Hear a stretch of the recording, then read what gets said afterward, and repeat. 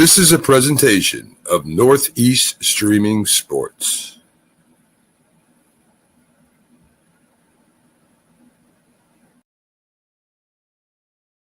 Introducing National Streaming Sports, live and on-demand sports talk programming that you can access 24/7. For the premier sports talk experience, tap into our Roku channel. Start your mornings with Mac and Jack covering all the weekend sports action. Then pour a cup and enjoy all the sports you can drink on the Coffee and Sports podcast. At midday, talk sports from east to west on the Coast to Coast podcast. Followed at night by some hot girl talk with Prim and Proper Sports featuring Sonia Pearson. Talk boxing on the Gloved Fist. Yankee fans tune in for Start Spreading the News. And there's more on the College Sports Huddle and Sports Scope with Robert Butler. There are 20 podcasts in all and 70 weekly shows giving us a 3.4-star viewer rating.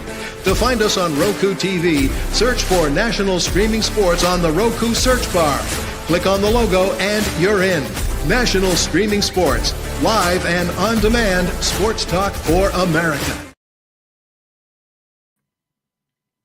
All right, ladies and gentlemen, welcome to the Dr. Sem Yankees Show. Today is Saturday, January the 18th, 2025. And let's make today a great day. How do you make your day great? Well, the easiest way to do it is to look to the good. Look around you, find the good, take it all in, appreciate it, and then spread it out to others. Pay it forward. Give the goodness that you see and appreciate to others. Share it. When we take the time to notice the good, that helps make everything and every day better. But I know sometimes it looks as though there is no good. There's always good. But sometimes it may look as though there is no good. You say, I can't find any. If you can't find any, then go out and create some of your own. Do something nice for someone else or lots of other people. And then there's good. Remember, when we give love, it comes back to us in greater amounts than we ever gave it. All right, so here we are. It's getting to be the last third of the month of January. And in the off season, the Yankees got off to a flurry of moves. Max Fried and Cody Bellinger and Paul Goldschmidt and the new relief pitcher Williams, whose first name is escaping me because I have so many things on my mind. And all of a sudden, it looked as though the Yankees were going to do so many great things.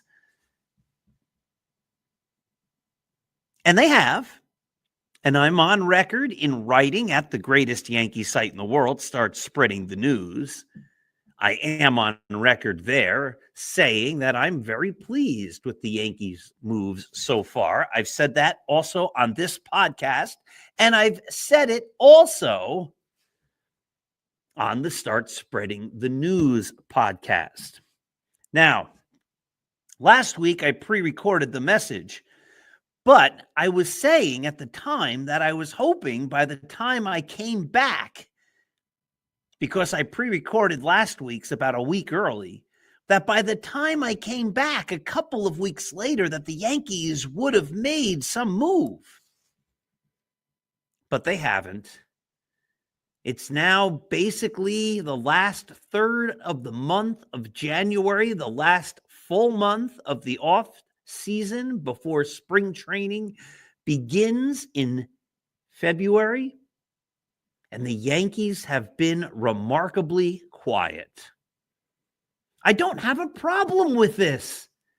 I know. I'm the impatient guy. I want the Yankees to get every great player immediately. I want them to have a Hall of Famer and an All-Star at every position. I probably would love them to have an All-Star and a Hall of Famer at every position, at AAA and AA as well. So in case the guy who's a superstar at first base or second base or wherever gets hurt, the Yankees could then bring up the next superstar and they'd be just as good as they were before the superstar that got hurt, or whatever. Now, of course, a lot of this is hyperbole, but you get the idea. I want the Yankees to have the best player at every position. And I do think the 2025 Yankees are going to be real good. I'm just not sure if they have a leadoff hitter yet. I'm a little less concerned about that, which is remarkable because I've spent so much time talking about leadoff hitters.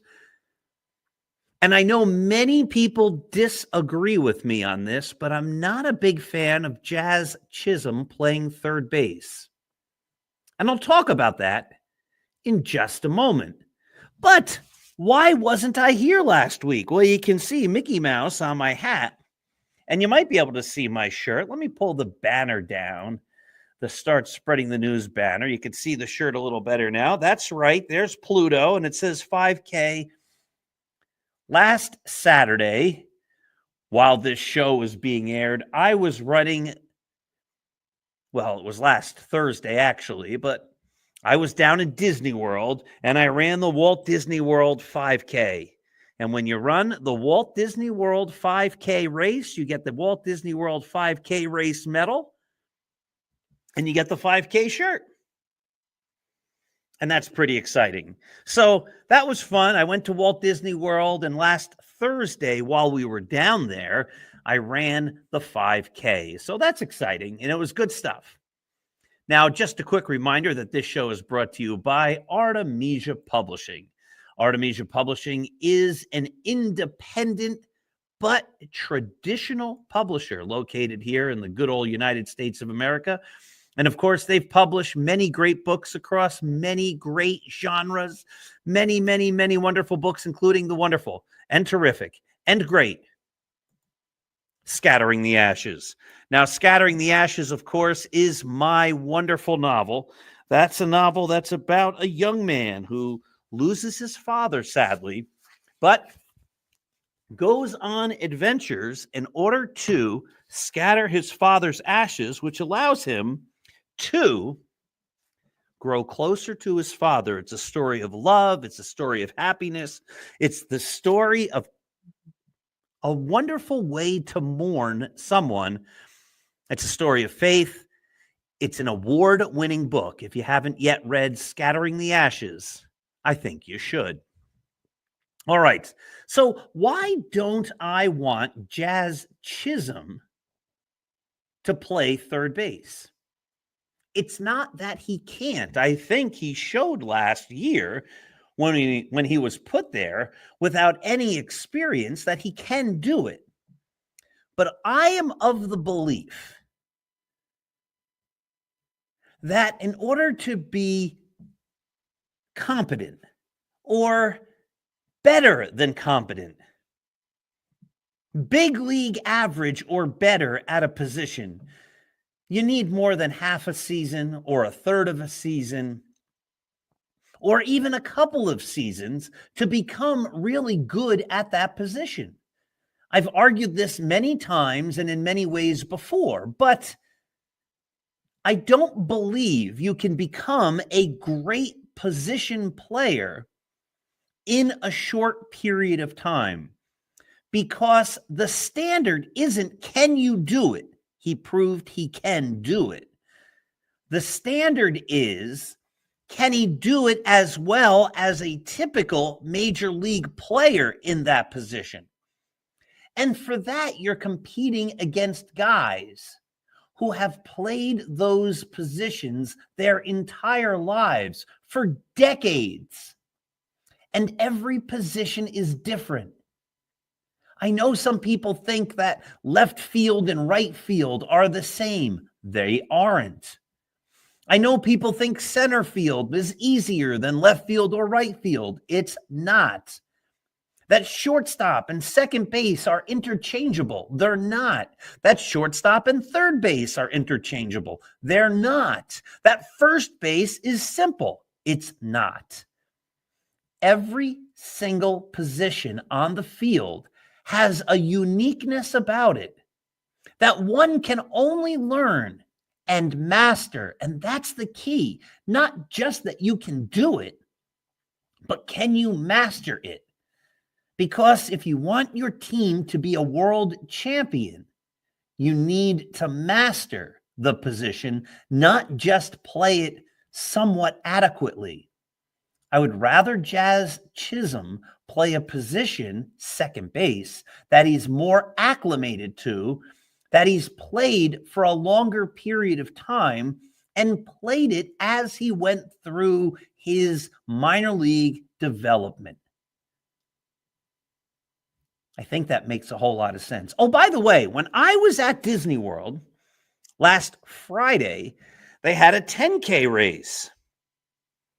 And when you run the Walt Disney World 10K race and you finish, you get a special medal. So that's one of the reasons I wasn't here last week, is I was running the Walt Disney World 10K race.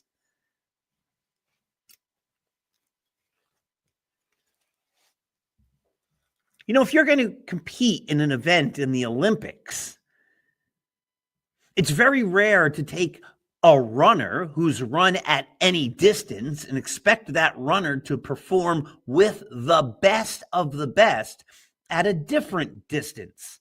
I mean, you might be able to take a sprinter and put that sprinter in another maybe shorter or longer sprinter category, but even that's a long shot.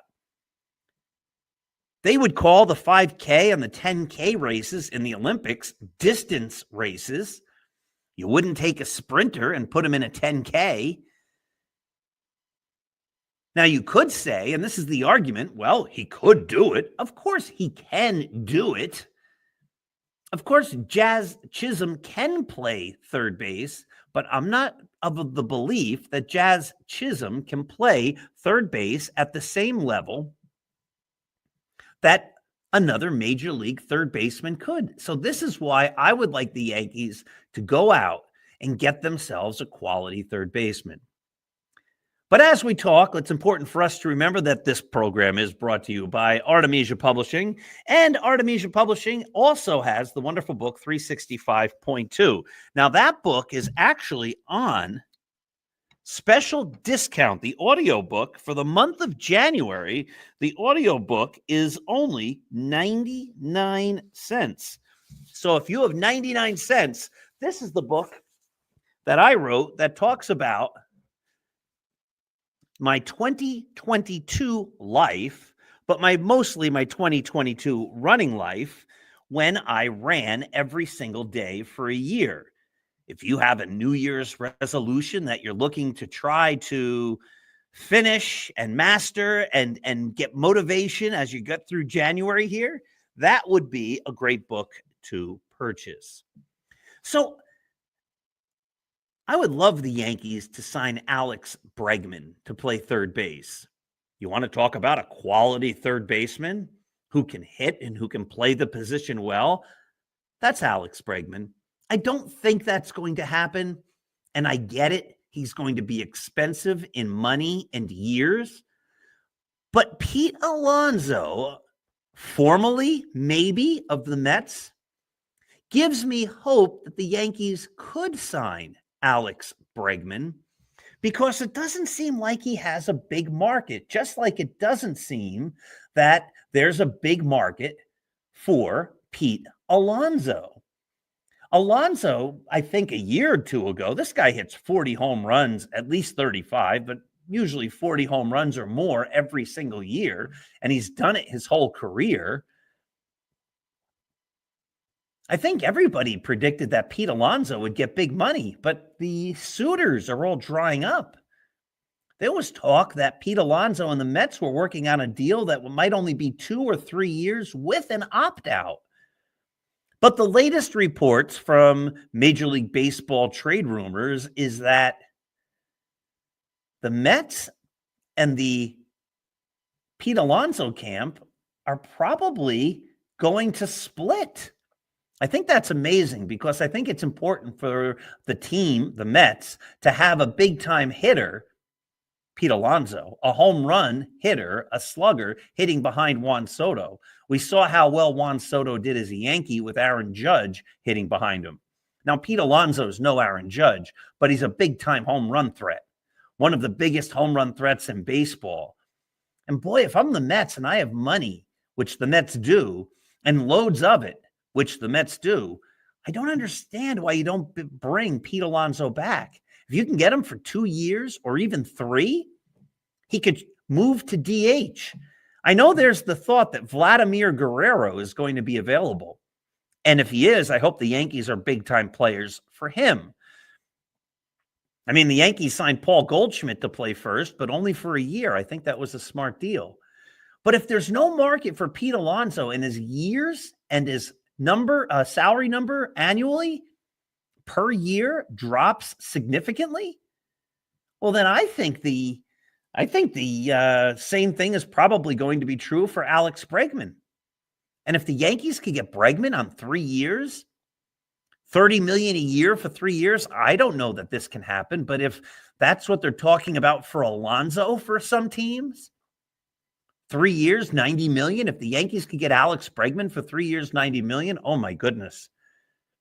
You look at that team, Goldschmidt, Chisholm, Volpe, Bregman around the infield, that could be the best defensive infield in the major leagues. It might be the best defensive infield that's been in the major leagues for years and years and years. So I'm hoping the Yankees can get Bregman. I don't think it's going to happen, but if his price drops, just as Alonso's price is dropping, I think there is the possibility it could happen. Now, a week ago, when I wasn't here and I recorded the show way earlier, like almost 2 weeks ago at this point, I was in Disney World and I ran the half marathon. And when you run the Disney World half marathon, you get a cool medal when you finish. So that actually was last Saturday. While people were watching this program, I was running the Disney World half marathon, 13.1 miles. And what a great event that was. Disney does know how to put on great events, and that was exciting. So that was last Saturday, the Disney World half marathon. And that was fun. You go down to Disney World to run a series of races. And I think I mentioned that this program is brought to you by Artemisia Publishing, a great publisher in New Mexico, traditional publisher. They do everything the right way. They are fantastic. And they also published my wonderful book with Roy White, From Compton to the Bronx. Now, this is the story of Roy White's life. And Roy White is one of the great people in baseball, a longtime Yankee, someone who should be in Monument Park. I've made that argument many, many, many times. And this is his own life story. I'm the person he wrote his story with, and I'm honored that Roy White chose me to do that. And if you haven't yet read From Compton to the Bronx, you should. So, the Yankees. I don't think they're done yet. And I said at the start that I'm not upset that they're not done yet because I still have this sense that there's another move to come. And for the first time in a long time, I have this sense that they're not going to cut corners because for so long, the Yankees have been cutting corners. They go into the season with an obvious weakness. They did that at third base last year. They didn't have a third baseman until they found Jazz Chisholm, who's not a third baseman, who we've already talked about, did adequately and showed that he could do it and can do it. But I still don't think it's optimal because he's not a guy who has that lifetime experience there. The year before, they went into the season without outfielders. They were trying Ikea Kiner-Falefa as their center fielder. I mean, it was bizarre. And this has been the mode year after year after year. Years without leadoff hitters, years without guys in the middle of the bat, solid power hitters, teams without left-handed starting pitching, teams without left-handed power hitting, or even left-handed hitting at all. Remember, they were having Aaron Hicks batting in the middle of the lineup when he couldn't hit anymore because he was the only lefty bat. And I just get the sense that this year, the Yankees are not going to do that.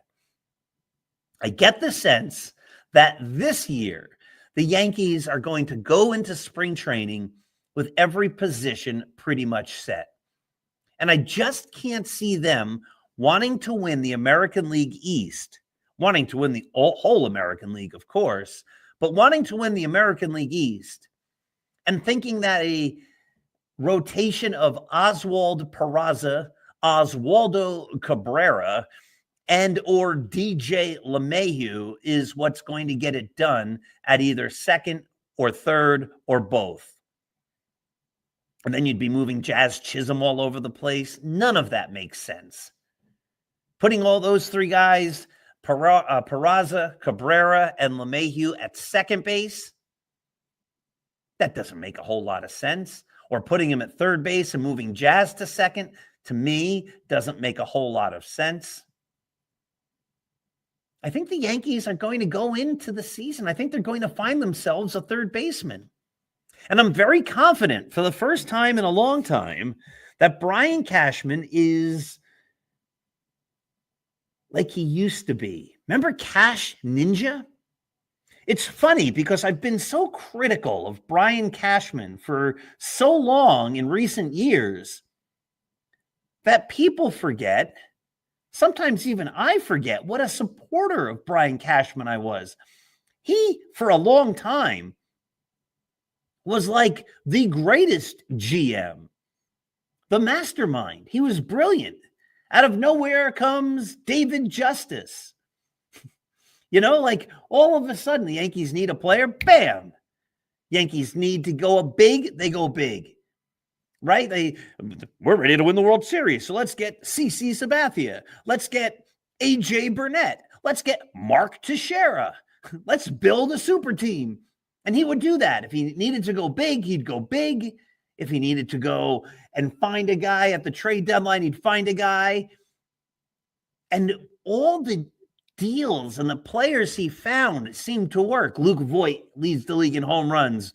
Gio Urshela becomes a terrific third baseman. Didi Gregorius becomes the great heir apparent to Derek Jeter, and he hits 40 home runs a season. Curtis Granderson hits 40 home runs for a couple of years in a row. I mean, on and on. He found players who were all impact players. All that's gone away. A lot of that has dried up these last many years, and that's what the problem has been for the Yankees, is they haven't had a solid, well-rounded team. And I think they do once they address third base. Hey, last week when I wasn't here because last Sunday I was running the Walt Disney World Marathon. 26.2 miles. And when you run the Walt Disney World Marathon, they give you a medal. This is the Walt Disney World Marathon medal. Pretty good stuff, right? So now you get the sense of why I wasn't here last week. I was down in Disney World running a series of races. But here's the fun thing. If you run the marathon and the half marathon, they actually treat you real well. They don't just give you the marathon medal. They don't just give you the half marathon medal.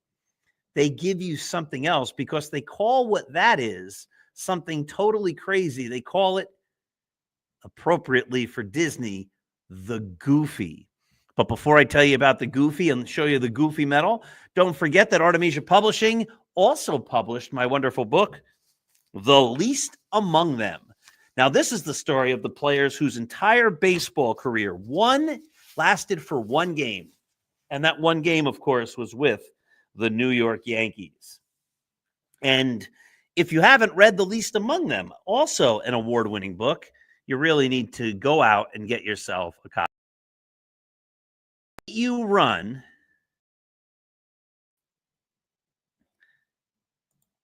So there it is. So when you run the half marathon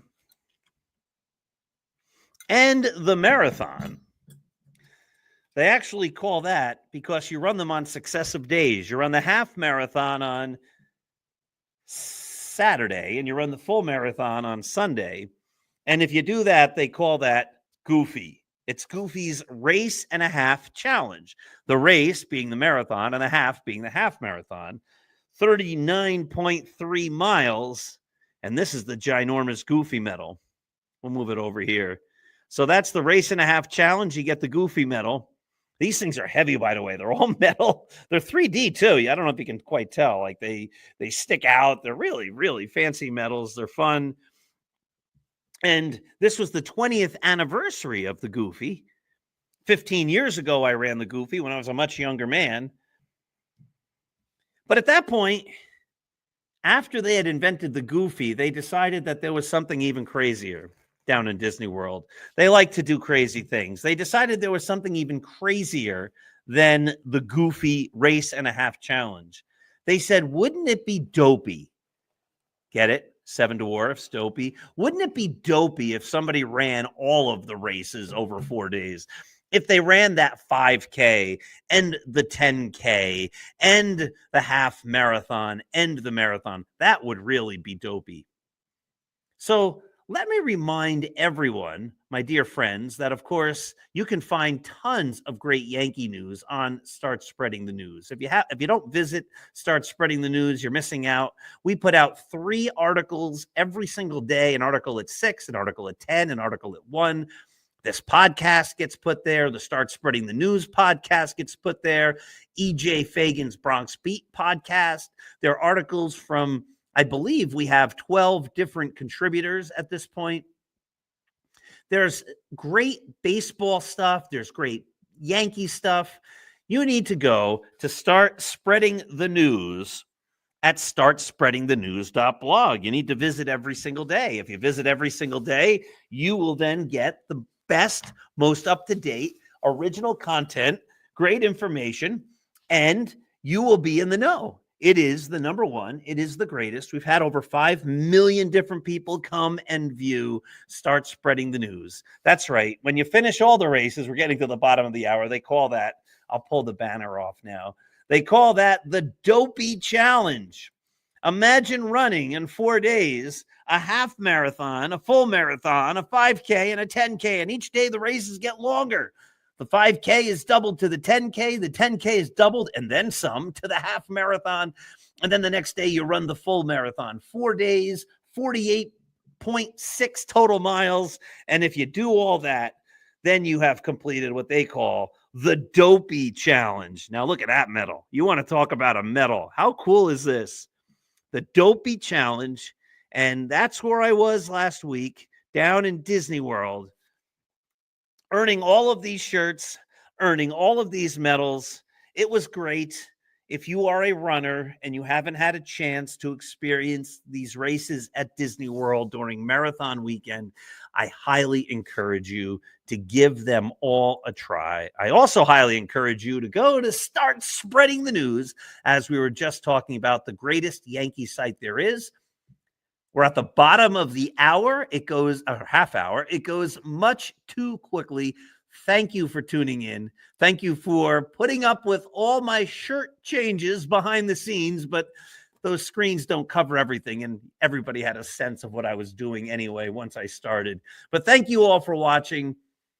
Have yourselves a happy day. Make the most of every single day. Promote love, promote kindness, promote friendship. Let's go Yankees.